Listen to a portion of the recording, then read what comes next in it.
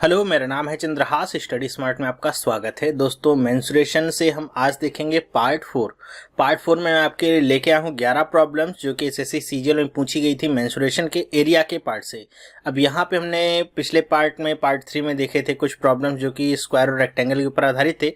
आगे हम प्रॉब्लम्स देखेंगे, कुछ मिसलेनियस टाइप्स के प्रॉब्लम्स हैं जहाँ पे ट्रायंगल भी आपको देखने को मिलेगा, सर्कल भी देखने को मिलेगा और कुछ मिक्स प्रॉब्लम्स भी मिलेंगे। तो काफ़ी अच्छे क्वेश्चंस यहाँ पे मैंने लिए हुए हैं। ध्यान से देखेंगे तो आपका काफ़ी कॉन्सेप्ट क्लियर हो जाएगा और कैसे क्वेश्चंस को करना है ये समझ जाएंगे। तो आपने अगर पहले 3 पार्ट नहीं देखे हैं तो काफ़ी कुछ छूट चुका है आपका, तो आप उन पार्ट्स को जा करके जरूर देख लीजिएगा। प्लेलिस्ट का लिंक आपको आखिरी में मिल जाएगा या फिर आप खुद से भी सर्च कर सकते हैं और आप पूरे वीडियोस देख लीजिए ताकि आपका एक step by step systematically preparation होती रहे, कोई भी क्वेश्चन छूटे नहीं, कोई भी टाइप आपका छूटे नहीं। ओके, तो चलिए स्टार्ट करते हैं पार्ट 4। पहला क्वेश्चन देखिए क्या है, लिखा हुआ है a took 15 second to cross a rectangular field diagonally walking at the rate of 52 metre per minute. कह रहे हैं कि ए कोई पर्सन है, वो अगर 52 मीटर पर मिनट की दर से चलता है तो कोई रेक्टेंगुलर फील्ड के डायगोनल को, मतलब उसके कर्ण को, वो कितनी देर में पार कर लेता है? 15 सेकंड में पार कर लेता है।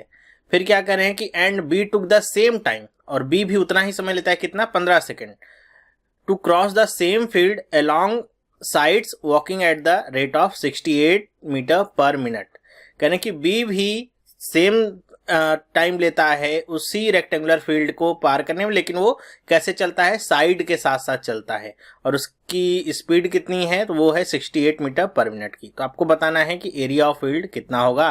तो समझने का प्रयास करिए। मान लेता हूं कि मैं ऐसे एक रेक्टेंगुलर फील्ड ऐसे बना देता हूं, ठीक है, और ये इसका क्या हो जाएगा? डायगोनल हो गया। ओके, तो पहली कंडीशन कहती है कि ए कहाँ चलता है? ए डायगोनल पे चलता है, ठीक है। तो ए कहाँ पे चलेगा? ए ऐसे चलता है। तो कह रहे हैं कितना समय लेता है? 15 सेकंड का समय लेता है।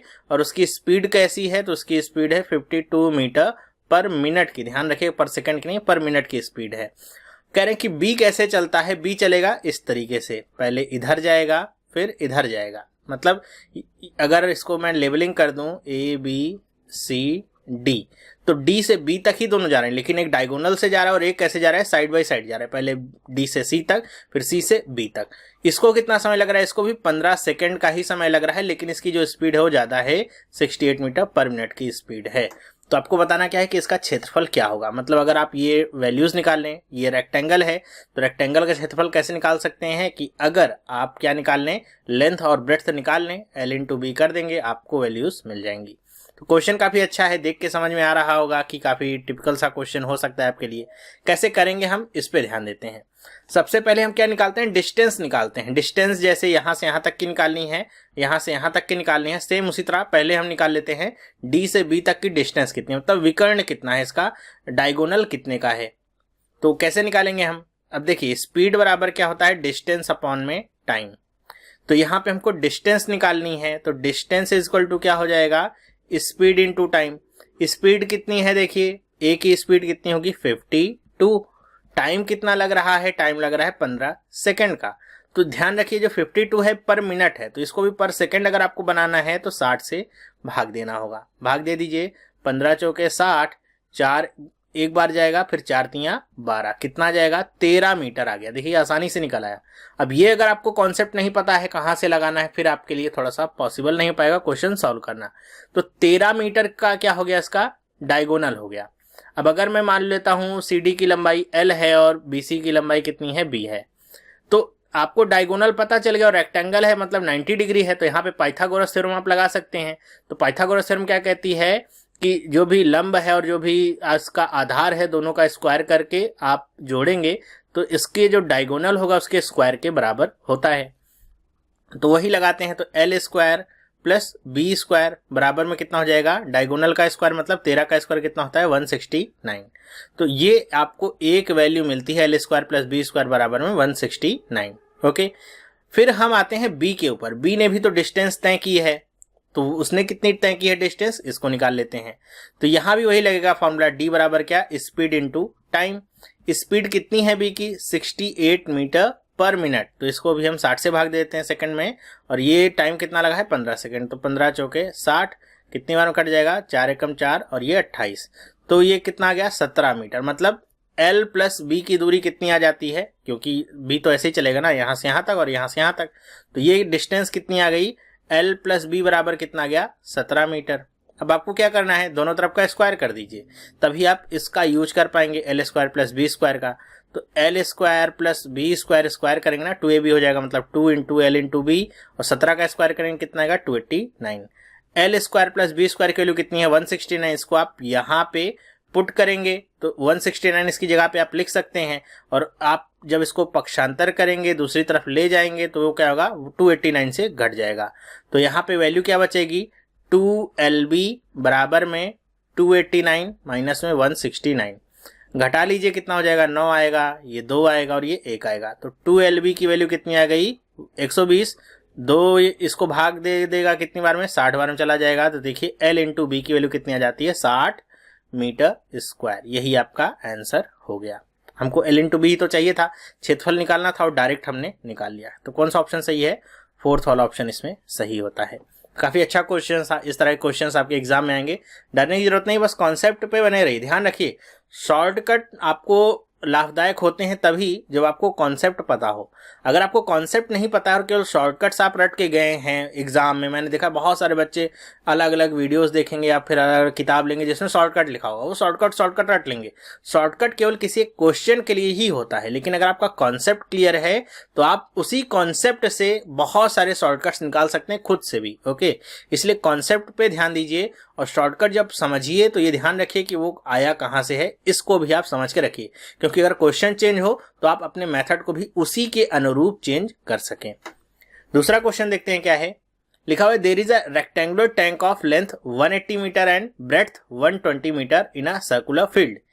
If the area of the land portion of the field is 40,000 metre square, what is the radius of the field, और कह रहा है कि पाई की वैल्यू 22/7 लीजिए। क्वेश्चन समझ गए आप, कहने का मतलब इसका ये है कि मान लेते हैं कि ऐसा कोई भी आपका फील्ड है, सर्कुलर फील्ड है, ओके, और कह रहे हैं कि यहाँ पे एक आपका रेक्टेंगुलर टैंक रखा गया है इसके बीच में, और जिसकी लंबाई चौड़ाई आपको पता है, कह रहे हैं कि लंबाई कितनी है 180 और चौड़ाई कितनी है 120, और यहाँ पे क्या दिया गया है, ये सबसे इंपॉर्टेंट बात है कि 40,000 मीटर जो लिखा गया है इसका मतलब क्या है। बहुत सारे लोग इस 40,000 मीटर को समझ लेते हैं ये जो सर्कुलर फील्ड है जिसमें सब कुछ रखा गया, इस पूरे की आपकी यहाँ पे एरिया दे दिया है। नहीं, ध्यान से पढ़िए क्या लिखा है, if the area of the land portion, मतलब जब आप टैंक रख देंगे तो उसके बाद जो एरिया बचता है वो दिया गया है, इसके बारे में बताया जा रहा है कि ये कितना है, 40,000 है।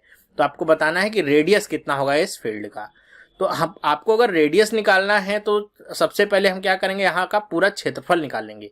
इतना बाहर का क्षेत्रफल तो आपको पता चल गया है कितना है, 40,000 मीटर।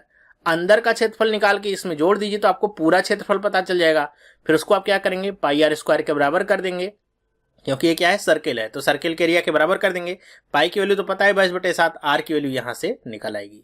तो बस अगर आपने ये नहीं समझ पाए कि ये 40,000 मीटर क्या लिखा हुआ है, फिर आप इस क्वेश्चन को नहीं कर सकते। बात केवल छोटी सी है लेकिन बहुत इंपॉर्टेंट है, 1 नंबर आपका डिसाइड करती है। ओके, तो 40,000 मीटर आपको पता चल गया, बाहर का पोर्शन है। अब इन दोनों को हम क्या कर लेते हैं, गुणा कर लेते हैं। तो ये कितना आ जाएगा, 180 इंटू 120 कितना हो जाएगा, चाहे जैसे गुणा कर लीजिए, 12 × 96, 6 हो जाएगा, 12 कम 12 9 21 कितना हो जाएगा, 216, और यहाँ के 2 जीरो भी और आगे लगा दीजिए। तो ये कितना आ गया, 21,600 मीटर स्क्वायर, और ये कितना है, 40,000 मीटर स्क्वायर। दोनों को आप जोड़ दीजिए, तो दोनों को जोड़ेंगे, 40,000 में 21,600 जोड़ेंगे तो कितना मिल जाएगा आपको, 61,600 मीटर स्क्वायर। तो अब ये पता चल गया आपको। अब इस सुई को मैं क्या कह रहा हूं कि पाई स्क्वायर के बराबर कर दीजिए, क्योंकि ये पूरा जो एरिया है उसको हमने निकाल लिया है। पाई की वैल्यू क्या रखेंगे, 22/7। आर स्क्वायर बराबर कितना हो जाएगा, इतना, और आर स्क्वायर बराबर यहाँ से क्या हो जाएगा, ये 22/7 उधर जाएगा तो आपका पलट जाएगा। आप चाहें तो यहीं से भी डायरेक्ट काट सकते थे, काटना चाहें तो यहाँ से डायरेक्ट भी काट सकते हैं, 22 से ही काटना है आपको और कुछ नहीं करना, बड़ा काम कुछ नहीं है। फिर भी अगर नहीं समझ में आता है दूसरी तरफ लेके जाइए, 7/22 कर लीजिए। 11 से काटना चाहें 11 से काट लीजिए, 22 से डायरेक्ट काटना चाहें अगर आप तो 22 से डायरेक्ट भी काट सकते हैं।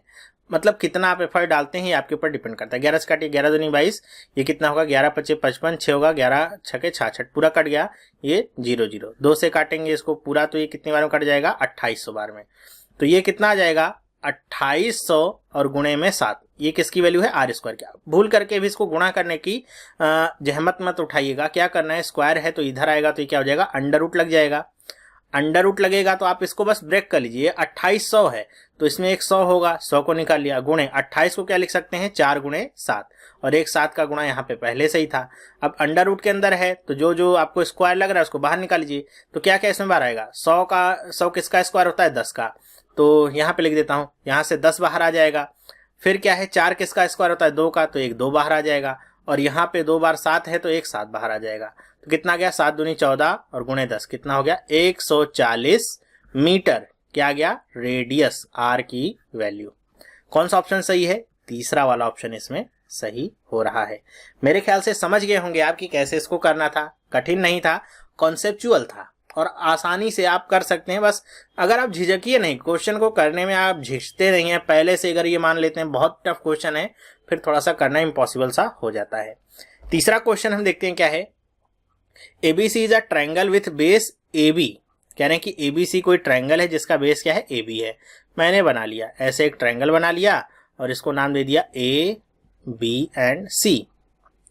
कह रहे हैं कि D is a point on AB such that D AB पे पॉइंट है और कैसा है, that AB is equal to 5 centimetre या 5 यूनिट, यहाँ पे सेंटीमीटर तो लिखा नहीं है, and DB is equal to 3। अच्छा, मतलब क्या कह रहा है कि D ऐसा है, कुछ इस तरीके से मान लेता हूं, D यहाँ पे है, क्यों, क्योंकि AB बराबर पूरा कितना कह रहे हैं कि AB पूरा कितना है 5 और DB कितना है 3, मतलब बराबर पोर्शन में तो नहीं है। तो इसको आप ऐसे ही लिखिए तो आपके लिए ज्यादा सही रहेगा। तो आप इसको यहां से चाहें तो ऐसे कनेक्ट भी कर सकते हैं। तो ये कितना हिस्सा हो जाएगा 3 और पूरा कितना है यहां से यहां तक, वो है 5। आगे पढ़ते हैं, what is the ratio of area of triangle ADC to the area of ABC। एक बात यहाँ पे आपको बताना चाहूंगा, क्वेश्चन को करने से पहले, क्वेश्चन बहुत आसानी से हो जाएगा नो डाउट। यहाँ पे बस ये ध्यान रखिएगा, रेशियो वाले क्वेश्चन में जैसे यहाँ पे ऑप्शन लिखा गया एक 3/2 और एक क्या है 2/3, आपने अगर रेशियो सही से नहीं निकाला तो आपका जो आंसर है वो गलत टिक कर सकते हैं आप। मतलब आप निकालेंगे तो सही, एक पोर्शन 2 3 आएगा, एक पोर्शन 2 आएगा, लेकिन आपको ये ध्यान में रखना होगा किसका पोर्शन कहाँ पे रखना है। तो कैसे आपको पता चलेगा, जो पहले लिखा है वो ऊपर, जो बाद में लिखा है वो नीचे। मतलब आपको निकालना क्या है, ट्रायंगल ADC अपॉन में ट्रायंगल ABC, ये आपको निकालना है। ओके, अब क्वेश्चन करते हैं। अब कैसे क्वेश्चन होगा ये, तो एरिया आपको निकालना है दोनों का। तो त्रिभुज का एरिया क्या होता है, त्रिभुज के एरिया के बारे में मैंने आपको बताया है, क्या होता है 1/2 बेस इंटू में हाइट। अब देखिए यहाँ पे ये इस पे लंब तो नहीं होगा क्योंकि आधे आधे पोर्शन में तो बांट नहीं रहा है, तो लंब इसका मैं या फिर कह लीजिए परपेंडिकुलर कह लीजिए या हाइट कह लीजिए, मैं ऐसे खींच देता हूं, इसको नाम दे देता हूं P का, या फिर H कह लीजिए, कुछ भी। ये 90 डिग्री है तो ये क्या हो गया, इसका परपेंडिकुलर या हाइट हो गई। ओके, H कह सकते हैं इसे। तो ये जो H है ये त्रिभुज ABC के लिए भी बराबर होगा और त्रिभुज ADC के लिए भी बराबर होगा। मतलब दोनों के लिए एक ही H काम करेगा। जिन लोगों को समझ में नहीं आता है, यहीं पे बता दूं तीसरे क्वेश्चन में ही, कि ट्रायंगल से रिलेटेड अगर बातें आपको समझ में नहीं आती हैं तो आप ज्योमेट्री वाली जो वीडियोस हैं उनको देखिए। आपको इस मेंसुरेशन वाले पोर्शन का लगभग 70% क्वेश्चन का आंसर ज्योमेट्री वाली वीडियोस में मिल जाएगा। बहुत अच्छे से एक्सप्लेन किया है मैंने हर एक चीजों को, हर एक तरह के ट्रायंगल को, क्या उसका एरिया होता है, कैसे निकाला जाता है, हाइट क्या होती है, मीडियंस क्या होते हैं, हर एक चीज आपको वहां पे मिलेगा। तो आप अगर वो ज्योमेट्री में 17 वीडियोस मैंने दे रखे हैं, सोचिए 17 वीडियोस मैंने ज्योमेट्री में आपको प्रोवाइड किए हैं और हर एक वीडियो में मैंने कोशिश की है 10 क्वेश्चंस को रखने की, तो बहुत आपको यहाँ पे मैटर मिल जाएगा। लगभग आपकी ज्योमेट्री पूरी खत्म हो जाएगी। तो ये जरूर देखिए, ओके, क्योंकि मेहनत आपको करना है। मैंने अपनी तरफ से मेहनत करके 17 वीडियोस बना दिए हैं, अब आपको अपनी तरफ से मेहनत करके इन 17 वीडियोस को देखना है और अपने नंबर को बढ़ाना है। ओके, तो यहाँ पे देख रहे हैं कुछ लोग ऐसे समझते होंगे कि ये अगर ADC की बात करें तो ये ट्रायंगल कुछ ऐसे बन रहा है ना, ऐसे ADC, फिर इसकी हाइट कैसे बाहर जा सकती है, ये वाला कंफ्यूजन हो सकता है। लोग सोचते होंगे हाइट हमेशा त्रिभुज के अंदर है, नहीं, हाइट का मतलब सिर्फ बेस से 90 डिग्री पे होता है, चाहे वो त्रिभुज के अंदर बने चाहे त्रिभुज के बाहर बने।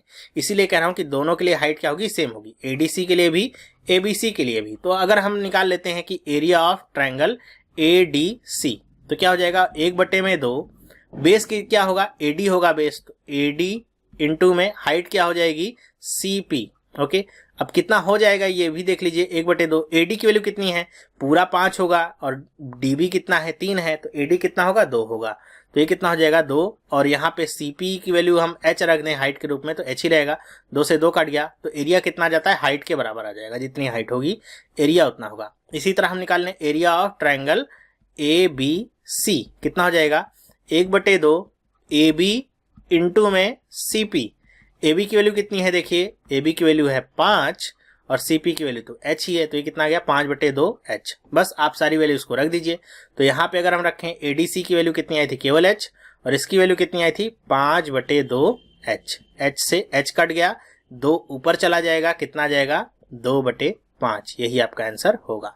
कौन सा ऑप्शन सही है, चौथा वाला ऑप्शन सही। हालांकि यहाँ पे तो मिल गया ऑप्शन, यहाँ पर अगर ऐसे तीसरा ऑप्शन होता 5/2, फिर आपको कंफ्यूजन हो जाती अगर आपने थोड़ा सा भी यहाँ पे गड़बड़ी की होती।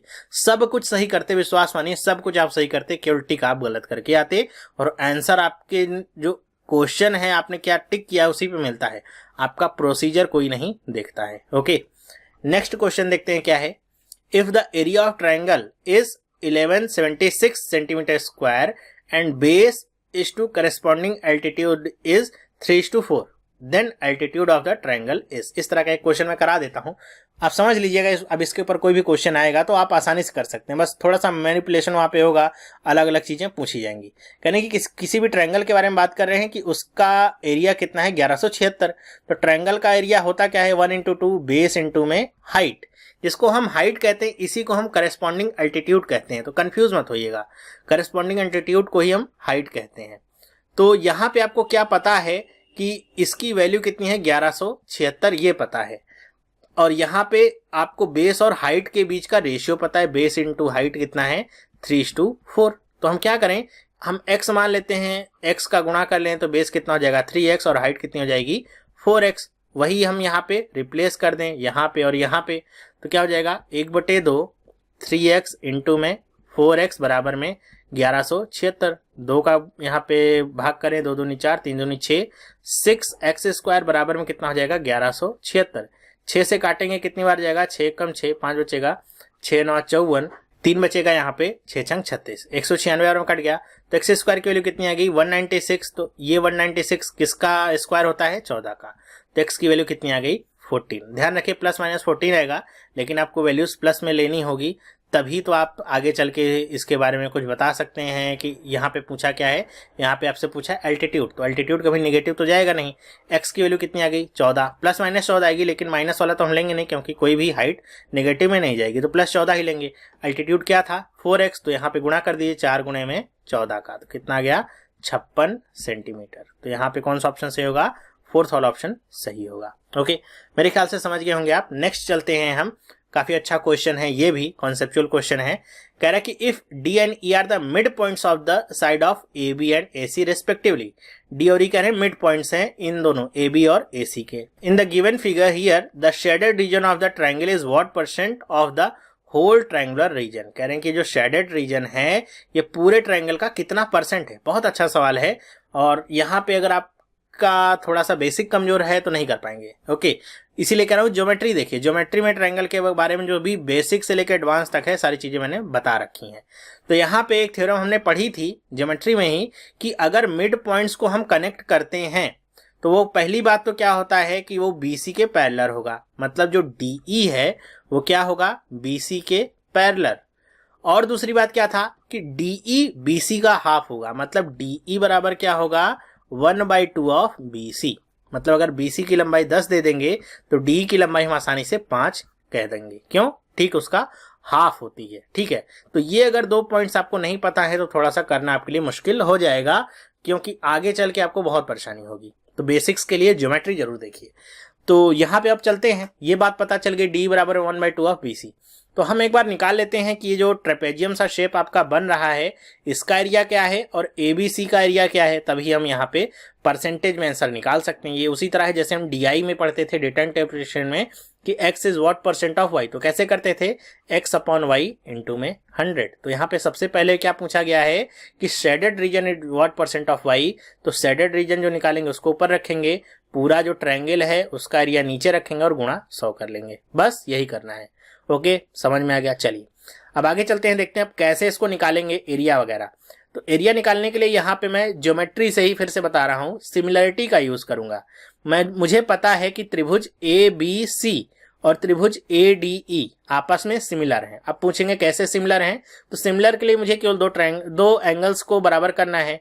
ये D वाला एंगल और ये B वाला एंगल क्या है, संगत कोण है, ठीक है, करस्पॉन्डिंग एंगल्स हैं, तो ये बराबर हो गया। कोण A या फिर एंगल A क्या है, इसमें कॉमन है, दो एंगल आपके बराबर हो गए, तो ये दोनों त्रिभुज क्या हो गए, सिमिलर हो गए। तो इसको आप ऐसे लिख भी सकते हैं कि ट्रायंगल ADE सिमिलर है किसके, ट्रायंगल ABC के। तो सिमिलरिटी वाले कॉन्सेप्ट से हम ये समझ सकते हैं कि अगर दो त्रिभुज सिमिलर हैं तो उनके एरियाज के बीच में क्या रिलेशनशिप होता है, मतलब अनुपात हमने देखा था।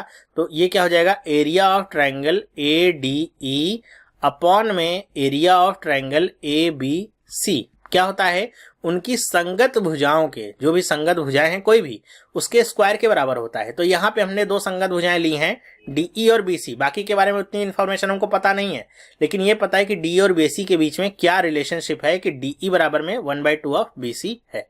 तो यही हम प्रूव करेंगे। तो क्या करते हैं, यहाँ पे लिख देते हैं, ये क्या हो जाएगा, ADE के लिए आएंगे तो DE वाली भुजा को लेंगे, तो क्या लिखेंगे, DE स्क्वायर अपॉन में BC स्क्वायर। अब D बराबर में हम ये रिप्लेस कर सकते हैं 1/2 ऑफ BC, तो ये कितना हो जाएगा, 1/4, 1/4 क्यों हुआ, स्क्वायर हो गया है, BC स्क्वायर बटे में BC स्क्वायर, BC स्क्वायर से BC स्क्वायर कट गया, 1/4 होगा, क्रॉस मल्टीप्लाई आप कर लेंगे तो ये क्या हो जाएगा कि एरिया ऑफ ट्रायंगल ABC बराबर में 4 इंटू में एरिया ऑफ ट्रायंगल ADE। मतलब ये बता रहा है कि ये ABC का जो एरिया है वो ADE जैसे चार त्रिभुज मिला दीजिए तो उसके एरिया के बराबर हो रहा है। ओके, तो आपको एक तो ये पता चल गया कि ABC का एरिया कितना है, 4 ट्रायंगल में ADE के बराबर है। अब अगर हम किसी भी तरीके से इस ट्रेपेजियम का एरिया निकाल लें, BCDE जो लिखा हुआ है, इसका एरिया अगर हम निकाल लेते हैं तो बहुत आसानी हो जाएगी हमको, बस उसके बाद कुछ करना नहीं होगा। तो अब इसको आप कैसे निकाल सकते हैं, तो इसको कई सारे तरीके हैं इसको निकालने के लिए। अगर आप समझ पाएंगे तो आसानी से कर सकते हैं, नहीं समझ पाएंगे तो यहाँ पे आप अपना माथा पच्ची करते रहेंगे और कुछ भी आपके हाथ में लगेगा नहीं। तो आपको इस शेडेड रीजन का अगर एरिया निकालना है तो आप क्या करिए, पूरे ABC में से ADE को घटा दीजिए। तो बस वही करना है, एरिया ऑफ, यहाँ पे एरिया निकाल किसका रहे हैं, हम एरिया निकाल रहे हैं BCDE का। ये किसके बराबर हो जाएगा, area of triangle ABC minus में एरिया ऑफ ट्रायंगल ADE। यही तो कर रहे हैं, पूरे ABC में से अगर ये जो व्हाइट वाला पोर्शन इसको घटा दीजिए तो ये शेडेड पोर्शन ही तो बचेगा। अब यहाँ पे देखिए ABC की वैल्यू आप क्या रख दीजिए, यही रख दीजिए, तो क्या हो जाएगा, 4 area of triangle ADE minus में एरिया ऑफ ट्रायंगल ADE। 4 में से एक ADE चला जाएगा, कितना बचेगा, 3 ट्रायंगल ADE बचेगा। अब इसका भी एरिया आपको पता चल गया और यहाँ पे ABC का एरिया आपको पता था, और X और Y की जगह पे क्या रिप्लेस करना था ये मैंने बताया था। X की जगह पे आपको क्या रिप्लेस करना था, ये वाला पोर्शन, तो हम यहाँ पे लिख देते हैं क्या, 3 ट्रायंगल में ADE बटे में क्या करेंगे, 4 ट्रायंगल में ADE इंटू में क्या करेंगे, 100। ओके, तो ADE से AD कट गया, 3/4 गुणे में 100 क्या होता है, 75% के बराबर होता है। यही आपका आंसर हो गया, कौन सा वाला, तीसरा वाला आपका ऑप्शन सही हो गया। क्वेश्चन को मैंने थोड़ा सा लंबा खींचा है ताकि हर एक पॉइंट आपको समझ में आ सके। और जिन लोगों को यहाँ पे फंडामेंटल्स नहीं समझ में आए हैं कि जैसे यहाँ ये मैंने कैसे अप्लाई कर दिया, ये मैंने कैसे अप्लाई कर दिया, तो ज्योमेट्री की वीडियोस देखिए, वहां पे बहुत सारी थ्योरम्स हैं जिनको मैंने डिस्कस किया है, वहीं से डायरेक्ट मैंने यहाँ पे वैल्यूज को सब्स्टिट्यूट किया है या फिर थ्योरम्स को यूज किया है। और ये आपको हमेशा याद रहना चाहिए। अब कुछ लोग होते हैं जो ज्योमेट्री पढ़ते हैं तो ज्योमेट्री पढ़ते समय एकदम झंडा गाड़ देते हैं ज्योमेट्री में, फिर मेंसुरेशन पढ़ेंगे तो ज्योमेट्री भूल जाते हैं, फिर मेंसुरेशन में झंडा गाड़ते हैं। तो ऐसे नहीं पढ़ना है, ज्योमेट्री जो पढ़ा है वहां पे जो झंडा गाड़ा है उसको गाड़े ही रखना है, और मेंसुरेशन में नया झंडा गाड़ना है, ज्योमेट्री वाला उखाड़ के मेंसुरेशन में नहीं गाड़ना है। ओके, नेक्स्ट बात करते हैं, क्वेश्चन क्या है, ABC is an equilateral triangle of side 2 centimetre with ABC as a centre and radius 1 centimeter, 3 arcs are drawn. The area of the region within the triangle bounded by the 3 arcs is. अच्छा, क्या कह रहा है question, देखिए कि मान लेते हैं कि ये ABC कोई ट्रायंगल है। ओके, A है, B है, C है। इक्विलेटरल ट्रायंगल, इक्विलेटरल का मतलब क्या है, तीनों साइड्स इसकी बराबर है। कह रहे हैं कि हर एक पॉइंट को हम यहाँ पे सेंटर मान करके, और यहाँ पे साइड की शायद लंबाई भी दी गई कितनी है, हाँ 2 सेंटीमीटर दिया गया है कि पूरी साइड कितनी है 2 सेंटीमीटर। कह रहे हैं कि इस 2 सेंटीमीटर में हम बी, ए और सी सबको सेंटर मान करके आर्क खींचते हैं कितने रेडियस का, 1 सेंटीमीटर रेडियस का। तो इसके आधे आधे पोर्शन में ऐसे जाएगा कि एक आर्क ऐसे चला जाएगा, एक आर्क ऐसे चला जाएगा, एक को सेंटर मानेंगे तो ऐसे चला जाएगा। तो इस तरह का आर्क हम खींचते हैं। अब आपसे कह रहे हैं कि ये वाला रीजन कितना बचेगा अगर आप ऐसे काट करके निकाल देंगे, ये आपको बताना है। तो चलिए कैसे करेंगे। तो इसमें करना क्या है कि हम ABC का एरिया निकाल लें और उसमें से जो 3 आर्क हैं इनके एरिया को घटा देंगे तो हमको बीच वाला पोर्शन निकल जाएगा। तो इक्विलेटरल ट्रायंगल का एरिया क्या होता है, √3/4 और साइड का स्क्वायर, साइड कितनी है इसमें 2 सेंटीमीटर, तो 2 सेंटीमीटर का स्क्वायर मतलब 4, तो कितना आ गया √3 आ गया। मतलब इक्विलेटरल ट्रायंगल का एरिया कितना गया √3। अब हम इन आर्क के बारे में बात करें तो यहाँ पे आर्क का हर एक कोण कितना है 60 डिग्री का है। 60 कैसे पता चला, क्योंकि ये समबाहु त्रिभुज है, इक्विलेटरल ट्रायंगल है, तो सब कितने हैं 60 डिग्री के। ओके, ये कितना हो गया 60 डिग्री। ओके, अब 60 डिग्री ये आपका अगर हो जाता है तो आप डायरेक्ट इन तीनों को पुट कर सकते हैं। कैसे, आपको पता है कि एक आर्क का जो क्षेत्रफल होता है वो क्या होता है πr² थीटा अपॉन में 360 डिग्री। थीटा की जगह पे क्या रखेंगे, यही 60 डिग्री आप रखेंगे। तो सोचिए पाई और r² तो यहाँ पे सेम है, पाई तो सब में सेम रहेगा और r की वैल्यू भी क्या है सेम है, क्योंकि सब में 1 सेंटीमीटर ही है, और 360 भी सेम है, केवल बदल क्या रहा है थीटा। तो थीटा भी देखिए यहाँ पे सब में सेम है। तो आप ऐसे 3 बार निकालने से बजाय क्या है कि तीनों को आप जोड़ लीजिए, 60 60 60 कितना हो जाएगा 180, और डायरेक्ट आप रिप्लेस कर दीजिए थीटा की जगह पे। तो क्या हो जाएगा πr² और ये कितना हो गया 180 बटे में 360, 180 2 बार में काट देगा। r की वैल्यू कितनी है 1 है, तो 1 का स्क्वायर कितना होगा 1 ही होगा, तो π/2 बचेगा। कितना गया π/2। ओके, अब आपको करना क्या था, इक्विलेटरल ट्रायंगल में से आर्क वाला एरिया घटा लेना था। तो ये कितना हो जाएगा √3 माइनस में π/2। कौन सा ऑप्शन सही है, देखिए इसमें तीसरा वाला ऑप्शन इसमें सही हो रहा है। कुछ लोगों को जिनको नहीं समझ में आ रहा है कि आर्क का एरिया क्या होता है, आर्क का यही एरिया होता है निकालने का। कोई भी आर्क हो, कोई भी आपका कोना काटा जाता है तो उसका ये एरिया होता है। तो आप इसको ऐसे करते कि पाई आर की वैल्यू रखते 1, 60 और बटे में 360 करते, काटते कितना जाता ये π/6 हो जाता। फिर यही 1 का एरिया जो होता वही इसका होता, वही इसका होता। तो आप क्या 3 बार थोड़ी निकालते, इसको क्या करते 3 से गुणा कर लेते, 3 दूनी 6 π/2 यहाँ से आ जाता। तो वो हमने क्या किया, तीनों को जोड़ लिया है, क्योंकि तीनों का एरिया निकालना है, तीनों को जोड़ लेते हैं। यही अगर 4 होता तो 360 के बराबर ही हो जाता, तो पूरा का पूरा वो क्या बन जाता, सर्कल ही बन जाता। तो πr² ही केवल हम करते। मेरे ख्याल से सारी बातें आपको समझ में आ रही होंगी, कुछ भी ऊपर से नहीं जा रहा होगा। आगे चलते हैं, देखते हैं क्या है। The height of an equilateral triangle is 15 centimeter. The area of the triangle is, कह रहे हैं कि किसी भी इक्विलेटरल ट्रायंगल की हाइट दिया गया है। ओके, हाइट दिया गया है तो हम बना लेते हैं ऐसे। इक्विलेटरल ट्रायंगल है ये, आप लाइनें तिरछी हो जाएंगी तो आप बुरा मत मानिएगा।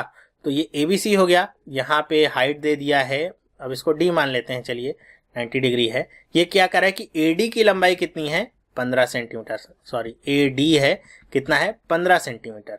तो आपको एरिया बताना है, इस ट्रायंगल का एरिया बताना है। तो कैसे निकालेंगे हम, तो AD की लंबाई अगर हमको पता है तो क्या हम किसी भी तरीके को लगा करके हम AB की लंबाई निकाल सकते हैं, क्योंकि हमको निकालना क्या होगा इक्विलेटरल ट्रायंगल के लिए √3/4 तो फिक्स ही होता है, बस A² निकालना होगा। A² का मतलब यहाँ पे जो साइड होगी वो निकालना होगा। ठीक है, आप यहाँ पे साइड का स्क्वायर भी कह सकते हो। तो एक साइड कोई पता चल जाए काम बन जाएगा।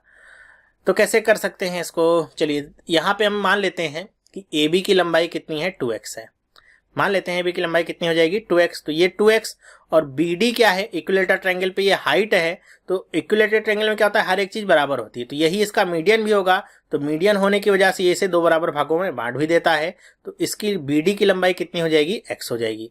ये 90 डिग्री हो गया। पाइथागोरस थ्योरम अगर लगाइए तो कुछ काम बन सकता है क्या, क्योंकि यहाँ पे आपको जो लंब दिया गया है मतलब हाइट दी गई है वो कितनी है 15 सेंटीमीटर है। इन दोनों को लेकर के आप x की वैल्यू निकाल सकते हैं। हाँ हो सकता है। तो ये क्या होगा, ये ऐसे लिख सकते हैं AB² बराबर में BD² प्लस AD²। तो AB² की वैल्यू कितनी है 2x, 2x का स्क्वायर करेंगे क्या हो जाएगा 4x²। BD² की वैल्यू कितनी है x², AD² की वैल्यू कितनी है 15, 15 का स्क्वायर करेंगे तो कितना मिलेगा 225 मिलेगा। x² इधर जाएगा, तो ये कितना हो जाएगा 3x² और ये कितना हो जाएगा 225। 3 से काटिए, 3 7 21, 3 5 15, ये 3 बार कट गया। x² की वैल्यू कितनी आ गई, ये आ गई 75। अब x की वैल्यू कितनी हो जाएगी, आप खुद से सोचिए। x की ये अगर 75 होगा तो क्या हो सकता है, 25 गुणे 3 कर सकते हैं इसे, और 25 किसका स्क्वायर होता है, 5 का। तो ये 5√3 इसकी वैल्यू डायरेक्ट आ सकती है। x की आ गई। x की वैल्यू अगर आ गई तो आप साइड की वैल्यू निकालने के लिए बस उसमें 2 से गुणा कर दीजिए।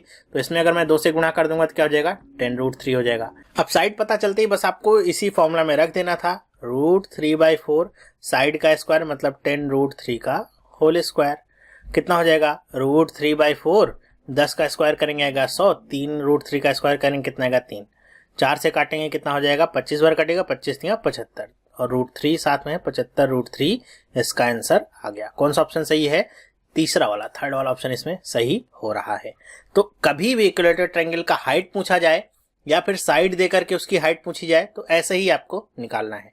ध्यान रखिएगा बस यही कि जो इसकी हाइट होती है यही इसकी मीडियन भी होती है। ये अगर एक छोटा सा कॉन्सेप्ट पता है तो काफी क्वेश्चन आसान हो जाएगा।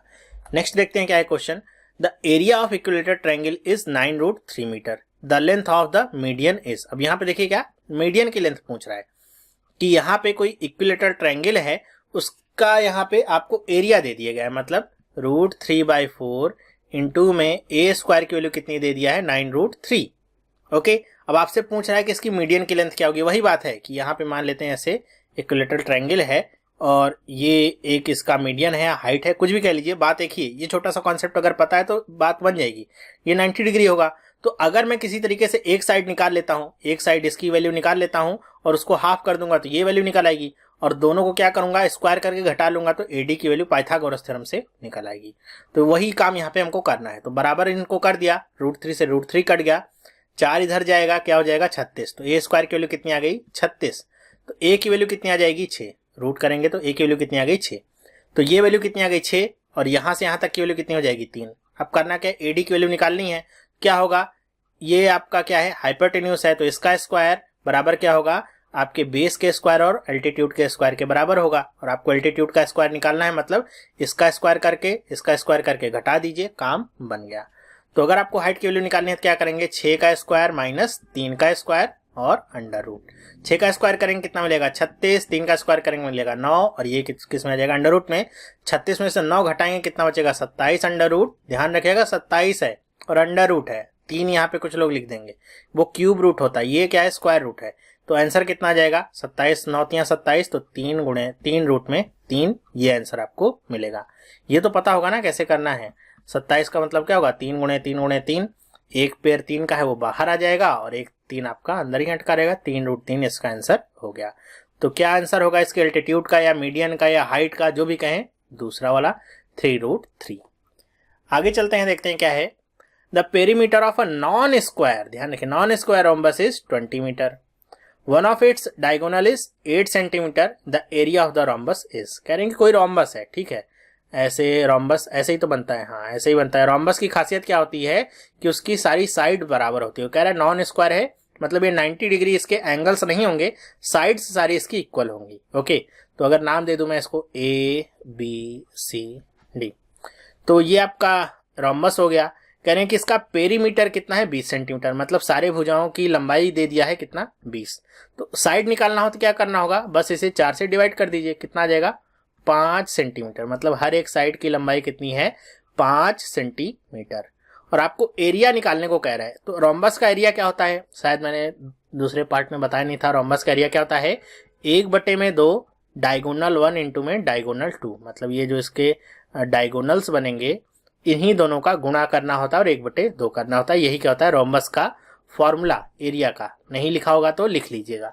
तो बस किसी भी तरीके से आपको डायगोनल निकाल लेने हैं और यहाँ पे गुणा कर देना है। एक डायगोनल खैर यहाँ पे दिया भी गया है, एक डायगोनल की वैल्यू D1 की वैल्यू मान लेते हैं, दिया गया है 8, बस D2 की वैल्यू आप किसी तरह निकालिए। कैसे निकालेंगे वो भी बताता हूँ। ये मान लेते हैं जहाँ पे कट रहे हैं क्या है एरिया, ये आपका पोर्शन है O, बीच वाला पोर्शन क्या है O। तो हम मान लेते हैं कि AC की वैल्यू यहाँ पे हमको पता है कितनी है 8 सेंटीमीटर, तो OC की वैल्यू कितनी होगी, OC की वैल्यू हो जाएगी 4 सेंटीमीटर। ध्यान रखिएगा यहाँ पे प्रॉपर्टीज का मतलब क्या है कि डायगोनल्स इसके आपस में एक दूसरे को समद्विभाजित करते हैं, मतलब बाइसेक्ट करते हैं, मतलब आधा आधा बांटते हैं। तो अगर आपको पूरा डायगोनल पता है तो आधा पार्ट ये हो जाएगा ओसी और आधा पार्ट होगा ओए, इसमें कोई भी कंफ्यूजन नहीं होनी चाहिए। तो ये आपको पता चल गया ओसी की वैल्यू कितनी है 4, डीसी की वैल्यू कितनी है 5। अब यहाँ पे छोटी सी बस एक चीज और है, वो अगर पता हो जाती है आपको फिर काम आपका हो गया था। क्या है कि रोम्बस के जो डायगोनल्स होते हैं वो आपस में एक दूसरे को 90 डिग्री पे काटते हैं। ओके, ये बहुत इंपॉर्टेंट प्रॉपर्टी जो मैंने अभी आपको बताई है कि रोम्बस के जो डायगोनल्स होते हैं आपस में एक दूसरे को 90 डिग्री पे काटते हैं। ये अगर पता है अब हो गया, करना क्या बस पाइथागोरस थ्योरम लगा देना है। ये इसका क्या हो जाएगा हाइपोटेन्यूज हो जाएगा। ये आपका 4 दिया गया है, बस इसकी वैल्यू आप निकाल लीजिए ओडी की वैल्यू निकालेंगे, 2 का गुणा करेंगे तो डीबी की वैल्यू मिल जाएगी जो कि डायगोनल 2 है। तो ओडी की वैल्यू क्या हो जाएगी 5 का स्क्वायर करिए कितना हो जाएगा 25, 4 का स्क्वायर करिए कितना हो जाएगा 16, अंडर रूट लगा दीजिए। पाइथागोरस थ्योरम बार बार बच्चों की तरह एक्सप्लेन करने की जरूरत नहीं है, स्क्वायर वगैरह लगा करके आप लोग बड़े हो गए, आप इतना समझ रहे होंगे। कितना आ जाएगा √9, ये कितना आ गया 3। तो ओडी की वैल्यू कितनी आ गई 3, ये 3 तो ये भी 3, तो 3 और 3 कितना हो गया 6। एक डायगोनल कितना है 8, दूसरा आ गया 6, बस निकल गया 1/2, 6 गुणे में 8, 2 3 6, 8 3 24। कौन सा ऑप्शन सही हुआ, फोर्थ वाला ऑप्शन आपके लिए सही हो गया। तो रोम्बस के बारे में जो चीजें मैंने नहीं बताई थी पार्ट 2 में वो मैं यहाँ पे बता रहा हूं। मैंने कहा भी था कि जो चीजें मैं छोड़ दूंगा या जो चीजें मैं इंक्लूड नहीं करूंगा वहां पे बताने में, वो जहां भी क्वेश्चन मिलेगा आपको उसके बारे में डिटेल से बताऊंगा। तो यहाँ पे आपको क्या सीखने को मिला, एक तो एरिया क्या होता है, दूसरा इसके जो डायगोनल्स होते हैं आपस में एक दूसरे को बाइसेक्ट करते हैं, समद्विभाजित करते हैं, आधा आधा बांटते हैं। तीसरा कि इसके जो डायगोनल्स हैं आपस में एक दूसरे को 90 डिग्री पे काटते हैं, मतलब ये बाइसेक्ट किस पे करेंगे 90 डिग्री पे। ओके, ये 3 चीजें आप समझ के रखिए। नेक्स्ट क्वेश्चन देखते हैं क्या है। An equilateral triangle of side 6 centimetre has its corner cut off from a regular hexagon, area of this regular hexagon will be. कह रहे हैं कि कोई भी इक्विलेटरल ट्रायंगल है, इस तरीके से समझ लीजिए, और यहाँ पे शायद इसकी साइड दी गई है, हाँ साइड कितनी है 6 सेंटीमीटर की, मान लेते हैं A B and C, 6 centimetre की साइड है। कह रहे हैं कि इसके कॉर्नर्स को ऐसे कट किया गया, जैसे मैं इसको ऐसे कट कर दूं, इसको ऐसे कट कर दूं और इसको ऐसे कट कर दूं, कुछ इस तरीके से इस ट्रायंगल को कट किया है कि ये क्या बन गया रेगुलर हेक्सागन बन गया। ओके, रेगुलर हेक्सागन का मतलब कि इसकी साइड भी आपस में सब बराबर है। तो इस तरीके से आपको कट करना होगा कि इसकी साइड क्या हो आपस में बराबर हो। तो आपको बताना क्या होगा, इसी रेगुलर हेक्सागन का एरिया कितना होगा ये आपको बताना होगा। इसको करने के बहुत सारे तरीके हैं, सब लोग अपनी तरीके से करते हैं। कुछ लोग यहाँ पे इक्विलेटरल ट्रायंगल लगाते हैं, मैं यहाँ पे थोड़ा सा अगर कॉन्सेप्ट यूज करूं तो आप देखेंगे काफी आसानी से क्वेश्चन आपका सॉल्व हो जाएगा। लेकिन अगर आप कॉन्सेप्ट यूज नहीं करते हैं तो थोड़ा सा कठिन हो सकता है इसको करना। अब रेगुलर हेक्सागन का फॉर्मूला क्या होता है, शायद बताया नहीं था, क्या होता है 3√3/2 इंटू में साइड का स्क्वायर। ये क्या होता है रेगुलर हेक्सागन का, रेगुलर मतलब जिसकी सारी साइडें एक हो, हेक्सागन का मतलब समझते हैं ना जिसमें 6 साइड हो, जैसे 1 2 3 4 5 और 6 साइड हो हेक्सागन होता है। तो उसका ये फॉर्मूला होता है 3√3/2 है इंटू में साइड स्क्वायर। तो यहाँ पे आप बस थोड़ा सा दिमाग लगाइए कि अगर ये रेगुलर हेक्सागन होगा तो आपको कॉर्नर से उतना ही मार्जिन छोड़ना पड़ेगा, इधर से भी और इधर से भी, कि ये क्या हो यहाँ पे साइड इसकी बराबर हो। तो कैसे कह सकते हैं कि हम कितना मार्जिन यहाँ पे छोड़ेंगे, कैसे छोड़ेंगे, ये सारी चीजें थोड़ा सा डिफिकल्ट हो जाती हैं समझना पहले बार में, अगर आप नहीं किए इस तरह के क्वेश्चन को। तो इसके लिए हम करेंगे क्या कि हम रेगुलर हेक्सागन की साइड के लिए निकाल लेते हैं कि यहाँ पे टोटल इसकी साइड की लंबाई कितनी होगी। बस ये अगर हम निकाल लेते हैं तो हमारा काम आसान हो जाता है। क्यों? क्योंकि यहाँ पे हमको उतना ही एरिया छोड़ना होगा, यहाँ पर भी उतना ही, यहाँ पर भी उतना ही।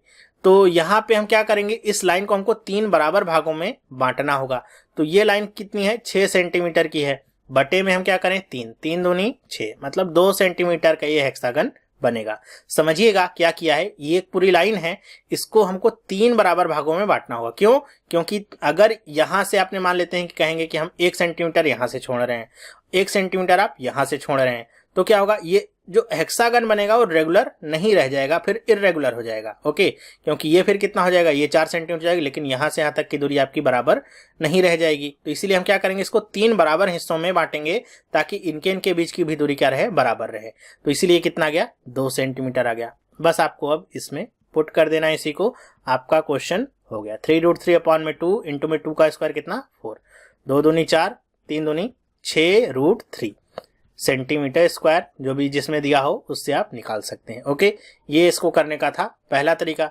दूसरा तरीका क्या हो सकता था कि आप यहां से जो 3 ट्रायंगल्स थे उसे आप घटा लेते पूरे एबीसी में से, मतलब एबीसी आपका इक्विलेटरल ट्रायंगल था तो इसका एरिया कितना हो जाता √3/4 गुणे में 6 का स्क्वायर, 6 का स्क्वायर कितना होगा तो 36 हो जाएगा, तो 4 9 36 करते कितना आ जाता एबीसी का, ध्यान रखिए एबीसी का एरिया कितना आ जाता 9√3। अब हम क्या करें, एक ट्रायंगल हमको पता है ये हमको काट के निकालना है और ये बराबर लेंथ का होना चाहिए, जितना ये उतना ही ये, तो वही काम यहाँ पे करना पड़ता हमको फिर से कि ये 3 बराबर हिस्सों में हमको बांटना पड़ता, तो ये कितना हो जाता 2 सेंटीमीटर का हो जाता, तो ये भी इक्विलेटरल ट्रायंगल ही बनता आपका, तो ये भी क्या हो जाता √3/4 इंटू में ए स्क्वायर करते मतलब 2 का स्क्वायर कितना हो जाता 4, ये 4 से 4 कट जाता, कितना बचता √3। तो यहाँ पे आप क्या करते, एक ट्रायंगल आपने निकाला है लेकिन इस तरह के 3 ट्रायंगल हैं तो इसमें आप 3 का गुणा कर लेते, तो ये कितना हो जाता 3√3, तो 9√3 में से आप 3√3 घटा देते, √3 कॉमन ले लेते, 9 में से 3 जाता कितना बचता 6, तो वही आ गया यहाँ पर भी 6√3, जो यहाँ पे आसानी से आ गया था। तो करने के तरीके बहुत सारे हो सकते हैं, आंसर आपका सेम मिलेगा। नेक्स्ट क्वेश्चन देखिए क्या है, लिखा हुआ है the length of 3 median of a triangle is 9 centimetre, 12 centimetre and 15 centimetre, the area of the triangle is. ये कह रहे हैं कि ऐसे ट्रायंगल है कोई भी, अब इक्विलेटरल है कैसा है कुछ नहीं पता, ये पता है कि इसकी जो मीडियंस हैं उसकी लेंथ यहाँ पे गिवन है, ये आपकी मीडियंस में बना दे रहा हूँ। मीडियंस हो गए, मान लेते हैं ये ए है, बी है, सी है, ये डी ई एफ, तो यहाँ पे आपको क्या पता है ए एफ बराबर कितना है 9 सेंटीमीटर, बी ई बराबर कितना है 12 सेंटीमीटर और सी डी बराबर कितना है 15 सेंटीमीटर। और इसको भी लेके कंफ्यूज मत होइएगा, हमको ये कैसे पता ए एफ बराबर ही 9 सेंटीमीटर है, कुछ भी मान लीजिए, आपके ऊपर डिपेंड करता है। मैंने मान लिया है ये 3 मीडियंस ये इस तरीके से मेजरमेंट में है। अब आपको इन्हीं के आधार पे बताना होगा कि ए बी सी का एरिया क्या होगा।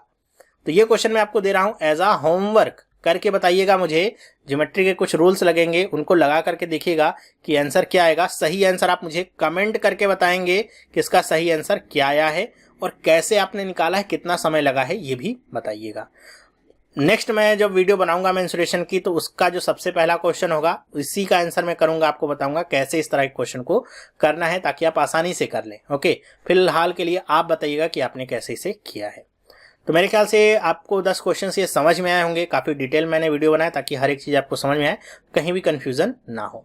तो वीडियो अगर पसंद आया है, मैंने बड़ी मेहनत से आपके लिए वीडियो बनाया है, तो आप वीडियो को लाइक जरूर करिएगा और अपने दोस्तों के साथ भी जरूर शेयर करिएगा। शेयर करने का मतलब सिर्फ यही है कि ज़्यादा से ज़्यादा लोगों तक पहुँचे, ज़्यादा से ज़्यादा लोग वीडियो देखें। तो आप मेरी इतनी सी हेल्प करिएगा, मैं आपके लिए थोड़ा सा और हेल्प करके और नई वीडियो बनाने का प्रयास करूंगा। जितने ज़्यादा लाइक और कमेंट होते हैं उससे मुझे बहुत उत्साह मिलता है आगे वीडियोस बनाने के लिए। इसमें आपको मेरे ख्याल से 2 या 4 सेकंड ही लगते हैं, लेकिन मुझे बहुत उत्साह मिलता है आगे नए नए वीडियोस बनाने के लिए। तो इस वीडियो में बस इतना ही। अगर आप इस चैनल पर नए हैं, पहली बार इस वीडियो को देख रहे हैं, तो आप भी इस चैनल को सब्सक्राइब कर सकते हैं ताकि आपको नए नए वीडियोज़ और इस तरह की नए नए कॉन्सेप्ट सीखने को मिले और आपकी प्रिपरेशन और अच्छी होती रहे। तो हम मिलेंगे नेक्स्ट वीडियो में, तब तक के लिए have a nice day and bye.